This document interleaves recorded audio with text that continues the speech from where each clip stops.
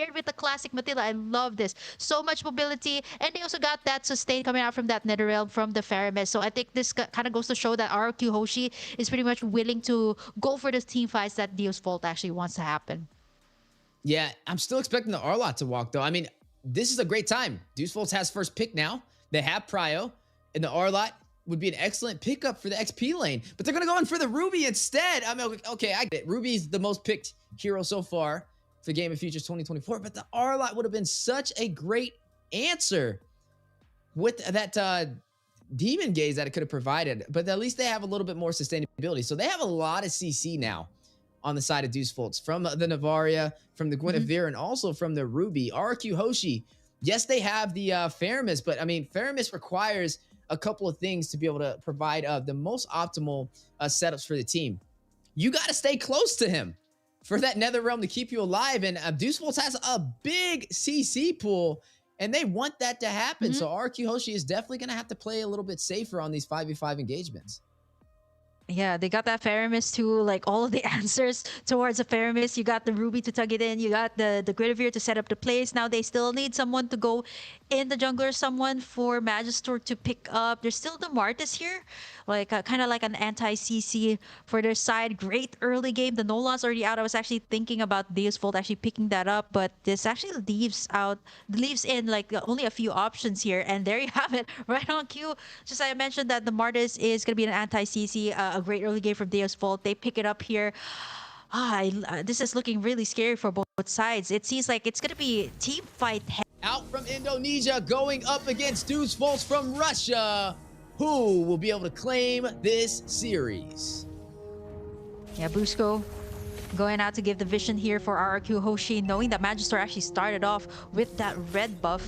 Maybe possibly just trying to be a menace here, or a nuisance rather, in the jungler here up against Deus Vult. Even Octa is here rotating towards them, but Kid Bomba though on the top side. A solo kill being picked up there by the Benedetta, by Banana here of RRQ Hoshi. But Brusco right now getting dealt with here by Sawo, being punished there for overextending.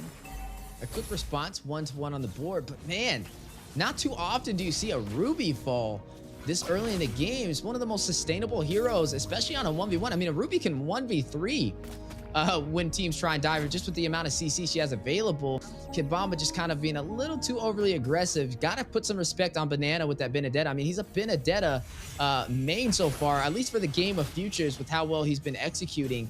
But I will say, Kid Bomba, another up-and-coming prospect in the XP lane, can definitely give him a little bit of a challenge.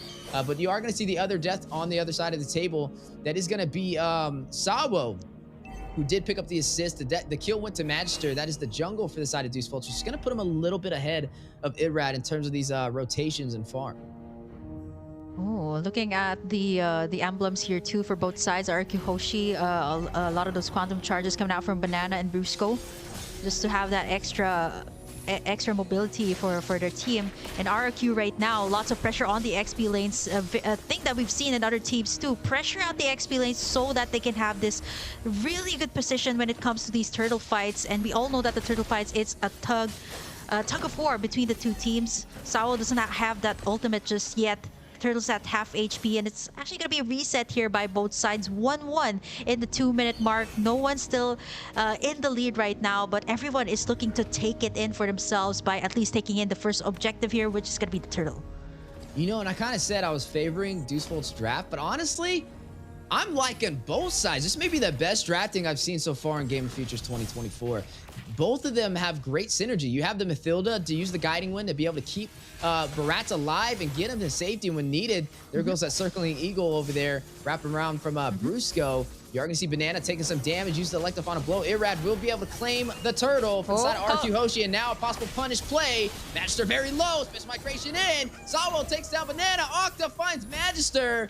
Both sides still even on the scoreboard, 2-2, but RRQ Hoshi takes the first neutral objective.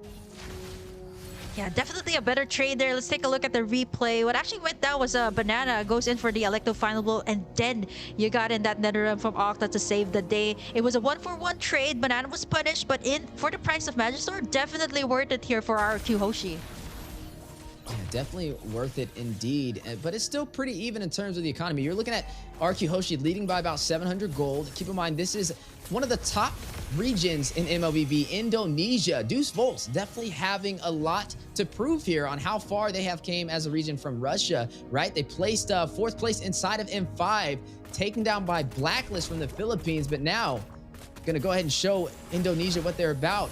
RRQ Hoshi looking stronger than ever, though. With that first neutral objective, we'll go ahead and give them a massive XP boost and a good start for the early phase. Looking at the side laner, Skylar is going to be running this Nathan, going up against Hiko on this Claude.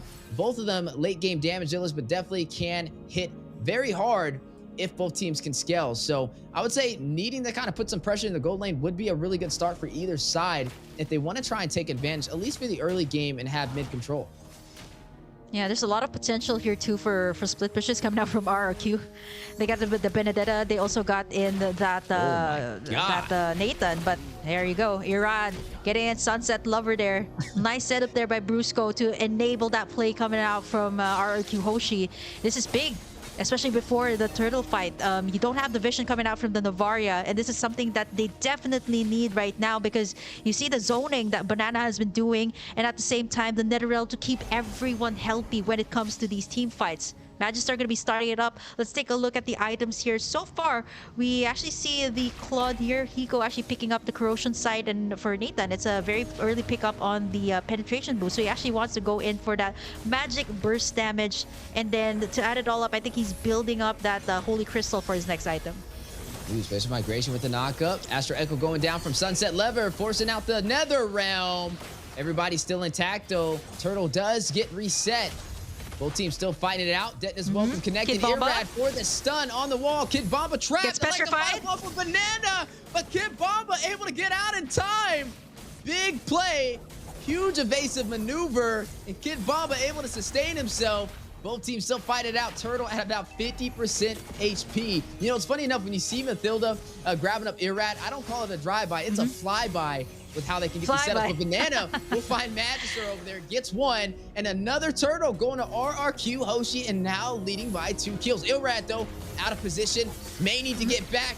Brusco, Octa trying to get him to safety. Guiding Wind, able to slide out of there. The stun, though, Octa going in, trying to deal some damage. We'll be able to escape. A good save for RRQ Hoshi. Yeah, gets that Guiding Wind out, and this is exactly why the Matilda is the most picked, most banned currently in Case of the Future.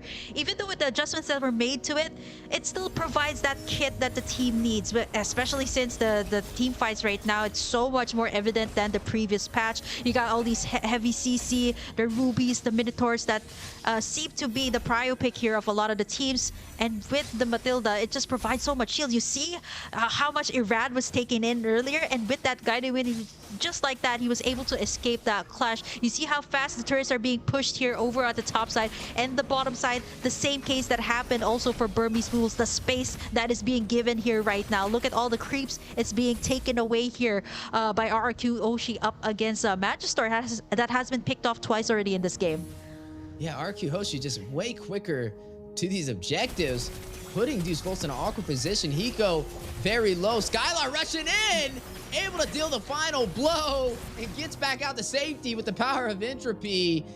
5-2 on the scoreboard, and now up by 4,000 gold. You did see Irad pick up the blade armor too, already prepping for Hiko as he gets a couple more of those core items, such as that golden staff Magister to deal those basic attacks. But Magister rushing in is going to use the mortar coils. Brusco very low. Violet Requiem for the double setup.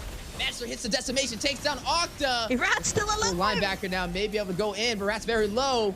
We'll go back to Skylar, finds Sunset Lever from afar. 6-3, RRQ Hoshi leading the early game. Let's take a look at that replay. Nice circling eagle there for from the side of RRQ Hoshi. They got that nice setup from Sawo though, and that tug in from Kid Bomba. It was only Octa that paid the price there, and that's what we really get when you have that Netherrealm up, right? Like, you're able to sustain anyone, you're able to do all these aggressive dives that RRQ Hoshi has been doing even under the turret here of Deus Vult. Here comes the vision coming out from the side of Deus Vult. I think it is going to go to the side of RRQ Hoshi here, but here comes the Circle Eagle once again from Brusco. Connecting a full bullseye on the Magister. Able to get away though. 1 HP escape. Netherrealm proc. Octa getting away. Good saves from Brusco so far with the guiding win on this Matilda. I guess we're seeing why it's the most banned hero of Game of Futures 2024. I mean, just look how well he's executing on keeping his team alive, not only providing the escapes, but providing the shields when necessary to negate the damage.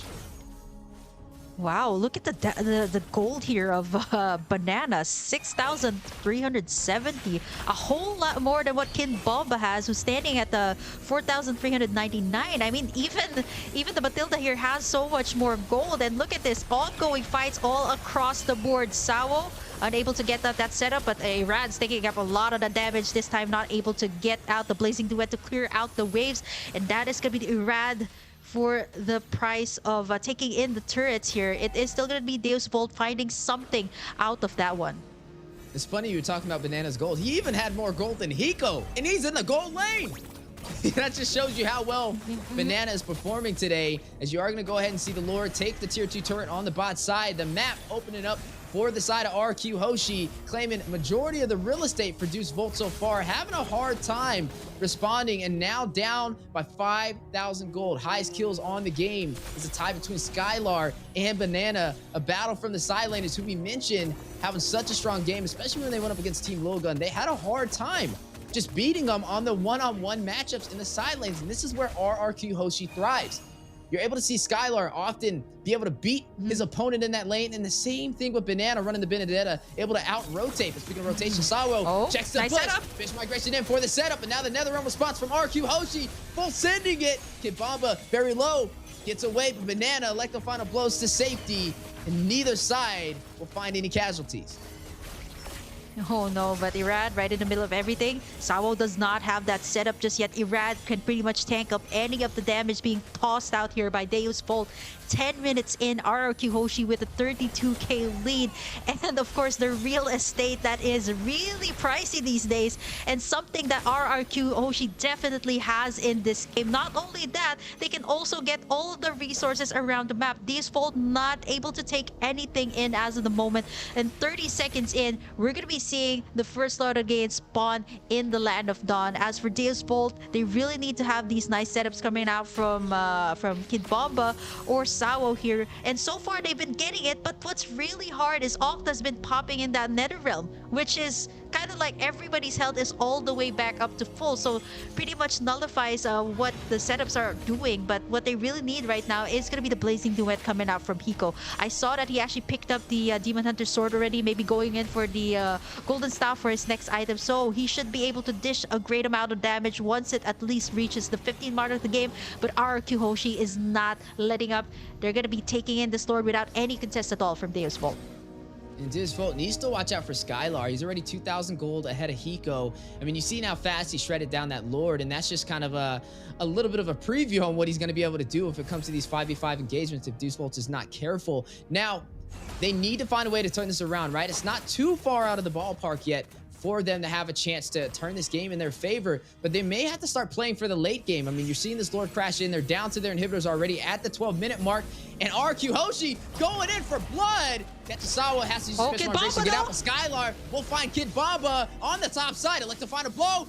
There's the Petrify. The stun. You're going to see Blazing Duet forced out. Skylar will find the inhibitor, opening up the base for Deus Vult. Now the counterplay. Magister very low. Netherrealm going down. Skylar with the mega kill finds Magister. 2 members down for Deus Vult, and the base has been cracked open. RQ Hoshi completely dominating this last 12 minutes.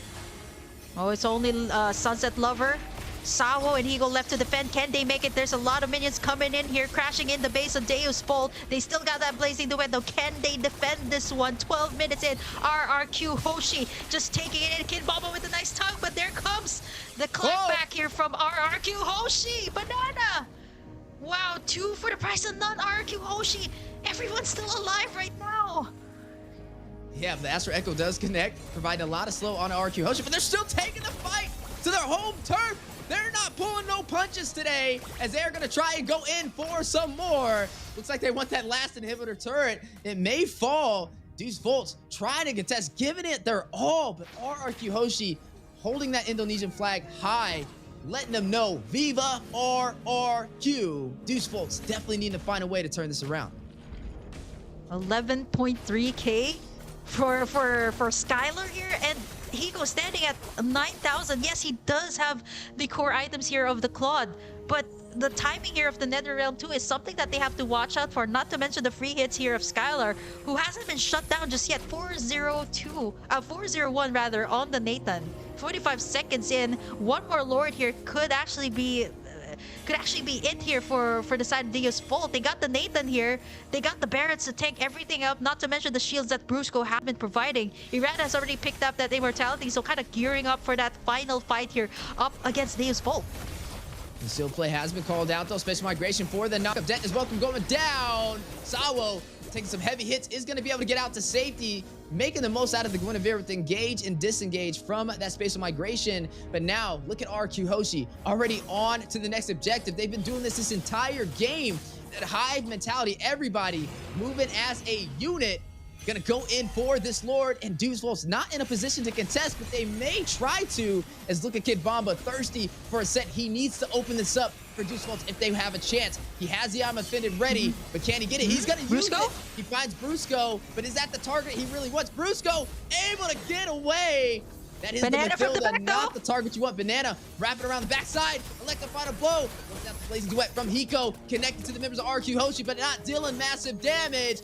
Major utility off the board for both sides, but RRQ Hoshi gaining control of the Lord pit. Now they're going down. Skylar will find Sawo. They're going in for the kill. They don't need the Lord. They want to finish it. They are on the chase. Banana with the split push capability, showcasing his mastery on this Benedetta, forcing Deus Vult back into the base, and they will claim this Lord uncontested.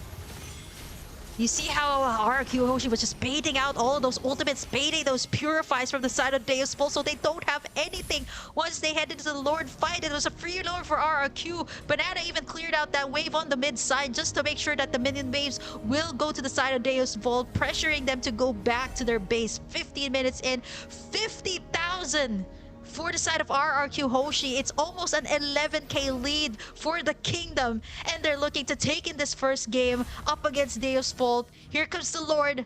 50-minute marks, the enhanced Lord for the side of RRQ Hoshi. The only thing here for Deus Vult to do is to have that setup, but right now the mobility, the shields that is being provided here by Brusco is not something that they can easily deal with. Here comes this setup from the side of Sawo, but Brusco comes in with a clapback. Yeah, Astro Echo will connect too as well. Forcing out the Nether Realm. Octa gets killed. Skylar finds Cywolf. You're going to go ahead and see the Blazing Duet go down. Lord almost bursts it out of the game, but makes his way to the base. Crystal, 50%. Octa gets a double. Takes out Kid Bomba. 10%. Skylar finds Hiko, and down goes the base. Viva RRQ takes game one up against Deus Vult in group stage. Winners match. My goodness, what a show.